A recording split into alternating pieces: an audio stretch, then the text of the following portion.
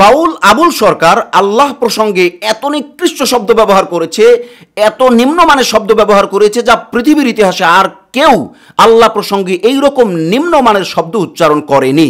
বাউল সরকার মানুষের যেমন বিভিন্ন রকমের ঘৃণিত অঙ্গ প্রত্যঙ্গ থাকতে পারে, এইরকম অঙ্গ প্রত্যঙ্গ আল্লাহর ব্যাপারে সাব্যস্ত করে তারপর বাউল সরকার আল্লাহকে গালি দিয়েছে, আল্লাহকে নিয়ে টিটকারি করেছে, ফেরেশতাদেরকে নিয়ে টিটকারি করেছে এবং নবীদেরকে নিয়ে টিটকারি করেছে, কোরআনের একাধিক আয়াত নিয়ে টিটকারি করেছে যা ইতিপূর্বে পৃথিবীর ইতিহাসে আর কেউ করেনি। অতএব আবুল সরকারকে মানুষ সাপোর্ট করে কিভাবে?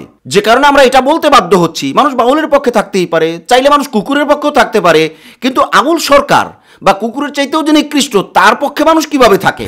আসসালামু আলাইকুম রাহমাতুল্লাহ, নাহমাদুহু ওয়া নুসাল্লি আলা রাসূলিহিল কারীম, আম্মা বা'দ। সুপ্রিয় দর্শক শ্রোতা, দেশ ও প্রবাসে কাছে ও দূরে যে যেখান থেকেই আমাদেরকে দেখছেন ও শুনছেন, সকলকে আন্তরিক মোবারকবাদ জানাচ্ছি। আমি ইউসুফ মাহমুদি এবং আপনাদের প্রত্যেককেই আমন্ত্রণ জানাচ্ছি আখলাক টিভির আজকের এই বিশেষ ভিডিও বার্তা অনুষ্ঠানে। বন্ধুরা, আজ আমরা কথা বলতে যাচ্ছি বাউলের পক্ষে মানুষ থাকতেই পারে, এমনকি কুকুরের পক্ষেও মানুষ থাকতে পারে, কিন্তু যেই লোকটা কুকুরের চাইতেও নিকৃষ্ট হবে তার পক্ষে মানুষ কিভাবে থাকে? বন্ধুরা, বাউল শিল্পী আবুল সরকার সে আল্লাহকে এমন ভাষায় গালিগালাজ করেছে, আল্লাহর অঙ্গ প্রত্যঙ্গের নাম আবিষ্কার করে নাম নিয়ে এসে এমনভাবে গালিগালাজ করেছে যা কোনো মানুষ করতে পারে না। চলুন বিষয়টাকে আমরা মৌলিকভাবে বোঝার চেষ্টা করি। বন্ধুরা, স্ক্রিনে আপনারা দেখতে পাচ্ছেন বাউল সরকার সম্পর্কে আখলাক টিভি থেকেও আমরা গত কয়েকদিন আগে তার গ্রেফতারের খবরের কথা বলেছিলাম, কিন্তু বিষয়টা অত্যন্ত জটিল। যখন আমরা আরও ডিপের খবরগুলো শুনলাম তখন আসলে এটা কোনোভাবেই মেনে নেওয়ার মতো ব্যাপার না এবং কল্পনাও করার বিষয় না যেটা মানুষ কিভাবে মেনে নেয়। দেখুন, স্ক্রিনে আপনি দেখতে পাচ্ছেন আস্তাগফিরুল্লাহ নামে এক পেজ থেকে বলা হয়েছে যে আল্লাহ সুবহানাহু ওয়া তাআলাকে গালি দিয়েছে তা নিয়ে বিচলিত নয়, গালিদাতা বাউলদের লাথি নিয়ে এরা বিচলিত, এরাই মনস্তাত্ত্বিকভাবে গুপ্ত মুশরিক।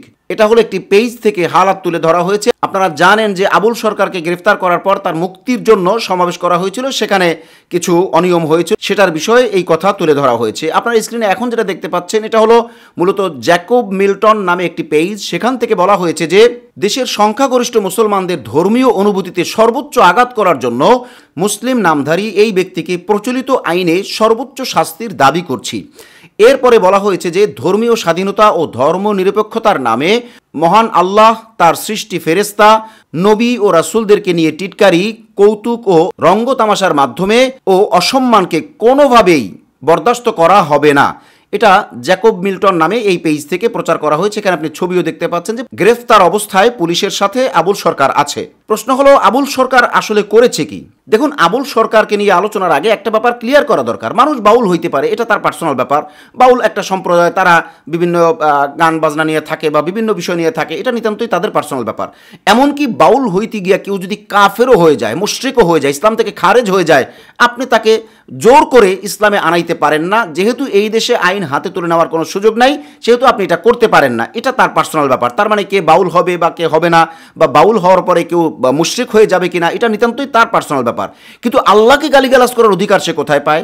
এবং আল্লাহর অঙ্গ প্রত্যঙ্গ সাব্যস্ত করে সে নির্ধারণ করে, আপনারা জানেন যে আল্লাহর কোনো অঙ্গ প্রত্যঙ্গ মানুষ নির্ধারণ করতে পারে না বা এটা শরীয়তে জায়েজ নাই, অথচ সে মানুষের মতো মানুষের নিকৃষ্ট অঙ্গ প্রত্যঙ্গকে আল্লাহর অঙ্গ প্রত্যঙ্গের সাথে তুলনা করে, অর্থাৎ আল্লাহর এই অঙ্গ সেই অঙ্গ, এইভাবে কথাবার্তা বলছে, এই করছে না করছে, এই সমস্ত কথাবার্তা বলে এরপরে সে টিটকারি করেছে, গালিগুলোজ করেছে, সে কোরআনের আয়াতের সাথে তামাশা করেছে, ব্যঙ্গ করেছে, একের পর এক সে অনিয়ম করেছে এবং সেটা সে সুস্থ জ্ঞানে করেছে, ভরা মজলিসে করেছে এবং তার সাথে কিছু মানুষ তালও দিয়েছে, হাসাহাসিও করেছে। আপনি ভাবতে পারেন অন্যায়টা কত বড় জঘন্য। এবং এক্ষেত্রে ক্লিয়ার করে বলা যায়, আমরা সঙ্গত কারণেই শব্দগুলো উচ্চারণ করতে পারছি না, কারণ কোনো আলেম তো দূরের কথা, কোনো সাধারণ মানুষও আবুল সরকারের উচ্চারিত শব্দগুলিকে ব্যবহার করতে পারবে না বা পুনরায় উচ্চারণ করতে পারবে না। ঠিক কোনো সাধারণ মানুষ তো দূরের কথা, কোনো ইসলাম বিরোধী মানুষ যারা ইসলামের বাইরে যারা আছে তারাও এই শব্দগুলো উচ্চারণ করতে পারবে না। এমনকি জালেম, কাফের, মুশরিক, ধর্মবিদ্বেষী, নাস্তিক, মুরতাদ যারা ইসলামের বিরুদ্ধে যাদের অবস্থান, তারা পর্যন্ত এই নিকৃষ্ট শব্দগুলো উচ্চারণ করতে পারে না বা পারবে না, যেটা আবুল সরকার করেছে।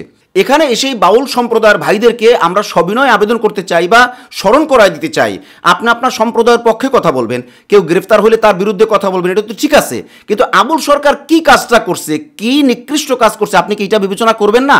তার মানে আপনি আপনার ইমানকে নষ্ট করবেন আবুল সরকারের জন্য? তার মানে আপনি অন্যায়কে সাপোর্ট করবেন? এটা কি কোনোভাবেই সম্ভব?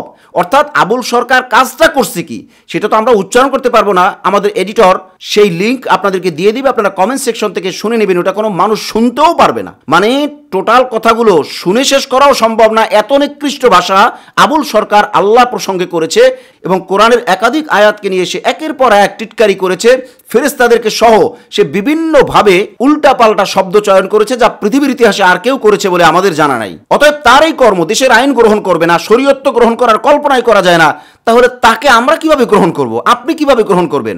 আপনি কি আবুল সরকারের কারণে আপনার ঈমান নষ্ট করবেন? এ কারণেই তো বিভিন্ন রকমের বালা মুসিবত, আযাব ও গজব দুনিয়াতে আসতে থাকে। অতএব আসমানি গজব থেকে আমরা বাঁচতে চাইলে অবশ্যই আবুল সরকারের এই কর্মকে কোনোভাবেই সাপোর্ট করার কোনো অ্যাঙ্গেলে কোনোভাবেই সুযোগ নাই। এবং বিশেষ করে বাউল ভাইদেরকেও বলবো যে আপনারা কোনো অবস্থাতেই এই অন্যায়ের সাপোর্ট করতে যায়েন না। প্রয়োজনে আপনি ওই লিঙ্ক থেকে গিয়ে তার শব্দ চয়নগুলো শুনে তারপরে আপনি বিবেচনা করেন যে আসলে আপনার করা উচিত কি। যে কারণে আমরা এই কথাটা কঠিনভাবে বলতে বাধ্য হচ্ছি যে একজন মানুষ বাউলের পক্ষ করতেই পারে, বাউল হইতে পারে বা বাউলের পক্ষ করতে পারে, এটা স্বাভাবিক।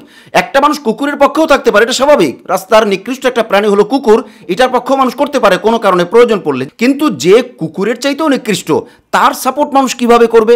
কারণ কোরআন বলেছে উলাইকা কাল আনআম বাল হুম আদল উলাইকা হুমুল গাফিলুন। এই আয়াত তো ওই সমস্ত মানুষদের জন্য নাজিল হয়েছে যারা কুকুরের চাইতেও নিকৃষ্ট, চতুষ্পদ জন্তুর চাইতেও নিকৃষ্ট। আর আবুল সরকার তো সেই কাজটাই করেছে। অতএব আবুল সরকারকে সাপোর্ট করার কোনো সুযোগ নাই। এবার আপনি সাপোর্ট করবেন কি করবেন না এটা আপনার পার্সোনাল ব্যাপার। তবে অবশ্যই দেশে উচ্ছৃঙ্খল কোনো পরিবেশ হয়, পরিস্থিতি হয়, এটার জন্য কেউ কোনো কারণ হইতে পারে না। যারা কারণ হয় প্রথম দায় তাদের, তারপরে যারা অনিয়ম করবে তাদের। অতএব আমরা কোনোভাবেই কোনো অনিয়ম চাই না। আবুল সরকারকে আল্লাহ রাব্বুল আলামিন হেদায়েত দান করুক এবং এই ধরনের যারা আছে তাদেরকে আল্লাহ হেদায়েত দান করুক এবং বাউলরা যারা তার পক্ষ নিচ্ছে তাদেরকেও আল্লাহ হেদায়েত দান করুক, সঠিক বিষয়টা বোঝার তৌফিক দান করুন। এক্ষেত্রে আলোচনার শেষ পর্যায়ে আমরা আইনের কাছে আবেদন করব যে এই ধরনের মানুষদের এই বেফাস মন্তব্য, এই আউলাজুলা কথাবার্তা এগুলো নিয়ন্ত্রণ করতে না পারলে সমাজে তো শান্তি শৃঙ্খলা থাকবে না, সমাজ অনিয়মের মধ্যে ডুবে যাবে, সমাজের মধ্যে বিশৃঙ্খলার সৃষ্টি হবে। আর এই লোকগুলোর অনিয়মগুলো থামাইতে পারলেই অনাকাঙ্ক্ষিত কোনো পরিস্থিতি হবে না বা আমরা কোনো রকমের কোনো রাগ, ক্ষোভ, দ্বন্দ্ব এগুলোর মধ্যে জড়াবো না। আল্লাহ আমাদের সকলকেই নিজের ন্যূনতম বিবেকটাকে, কমন সেন্সটাকে অন্তত কাজে লাগানোর তৌফিক দান করুন। আজ তাহলে এই পর্যন্তই, দেখা হচ্ছে পরবর্তী কোনো লাইভে অথবা পরবর্তী কোনো ভিডিও বার্তায় ইনশাআল্লাহ। আসসালামু আলাইকুম ওয়া রাহমাতুল্লাহি ওয়া বারাকাতুহু।